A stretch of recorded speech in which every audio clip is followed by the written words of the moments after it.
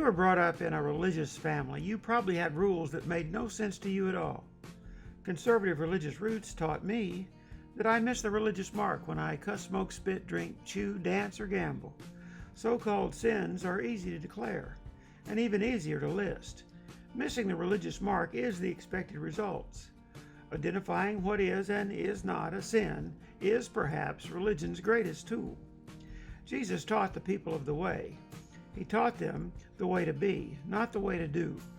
One's attitudes determine one's visceral responses in life. When you finally realize there are wonderful people who may cuss, smoke, spit, drink, chew, dance, and/or gamble, you become a better person yourself. We cannot assume Jesus enjoyed unhindered freedom to teach the way. To do so misses a significant part of what he had to say. Jesus was not without his enemies. Pushback was real and in abundance, especially from religious leaders. Exposing religion made Jesus, by religious definitions, sacrilegious. Imagine religion's vitriol at Jesus for telling his listeners they were set free from the religious laws of doing to which they were enslaved. Religion accused him of demon possession. Jesus accused religion of being hypocrites, just play acting. William Shakespeare wrote, "All the world's a stage, and all the men and women merely players. They have their exits and their entrances, and one man in his time plays many parts." Continuing the same monologue, Shakespeare moves through these roles. As he writes of each role, he comes to the soldier seeking the bubble reputation, even in the cannon's mouth.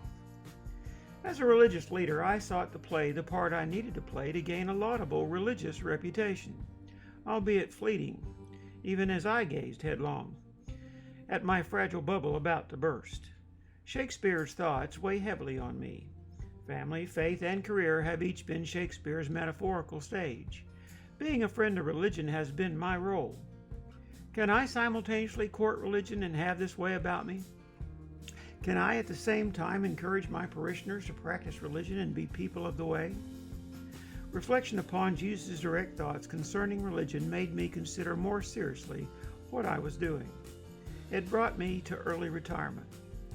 Throughout the videos in this playlist, as we review Jesus' words pertaining to the religious leaders of his day, we will keep the reporting together and in order.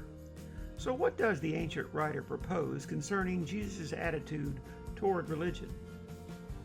Then Jesus spoke to the multitudes and to his followers, saying, "Religious leaders have seated themselves in the chair of former religious leaders. Therefore all that they tell you, do and observe, but do not do according to their deeds, for they say things and do not do them." Religion is tradition with a problem. In every age, religion has struggled to practice some religious tradition while attempting to implement its mandate to survive in contemporary culture. Jesus articulates the hypocrisy of practicing religion while pretending to have a genuine way about you. This way of being is timeless. You can set the way down anywhere, in any culture, in any age. There's nothing supernatural about it. It's just a content way of being human while living in community with other humans. The proof of the way is found in the 21st century, not in the first. Religion is continuously stuck in an error. Religious tradition, tweaked too late, struggles with each generation's need to adapt, be inclusive, and be genuine. While culture moves on, religion morphs slowly. Religion resides on the trailing edge of its own existence, but survives only because this morphing takes place.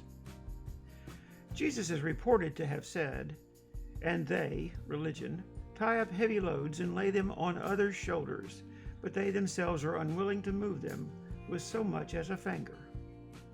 But they do all their deeds to be noticed by others, for they broaden their phylacteries and lengthen the tassels of their garments, and they love the place of honor at banquets, and the chief seats in the religious halls, and respectful greetings in the marketplaces, and being called by others, Rabbi. But do not be called Rabbi, for one is your teacher, and you are all siblings, and do not call anyone on earth your father, for one is your parent, the one who is in heaven. And do not be called leaders, for one is your leader, that is, the Anointed One." In a former assignment, I served as a Protestant minister for a group about 50% of which were raised Roman Catholic and 50% raised mainline Protestant. Some would call Roman Protestant. In their background were cardinals, monsignors, ministers, bishops, deacons, monks, vicars, nuns, parsons, archbishops, pastors, priests, and elders. Each title holds varying meaning and protocol depending upon traditions. My parishioners referred to these religious leaders in no particular order as brother, sister, pastor, your eminence, your excellency, your grace, reverend, the right reverend, reverend father, most reverend, mother superior, reverend mother, and to the Pope as your holiness or the Holy Father. In their memories were times when a revered one entered the room. They stood, removed their head covers, and then waited for the revered one's permission to sit. Greetings and partings sometimes included kissing someone's ring. Those who self-identify as escapees from some sort of religious guild may become fugitives, captives on the run, still carrying with them the burden religion placed on their shoulders. Many of my congregants claim to be recovering from or having already recovered from the heavy load they once shouldered. They attributed that load to former religious leaders. On a hook behind the door of my study is a long robe and a beautiful placket. Hanging on a quilt rack nearby are broad stoles with long tassels. I have all the appropriate colors for liturgical seasons and rituals. Religion placed the need for such images in my parishioners' minds. The most devout in my recovering congregation still wanted me to wear these religious garments. Depending upon tradition, past pulpits have demanded dress clothes, even blue jeans, or perhaps these vestments. Regardless of Sunday attire, they greeted me during the week at the grocery store, gasoline station, or department store as a reverend or a pastor. I must admit, being the revered one, even in the marketplace, had a certain allure. However, being seen and heard as one lifted up presents an impediment to the whole notion of somehow serving as a so-called minister to anyone. Their reverence for me separated me from them. In such an environment, could they recover from the burden religion placed on their shoulders? Could I?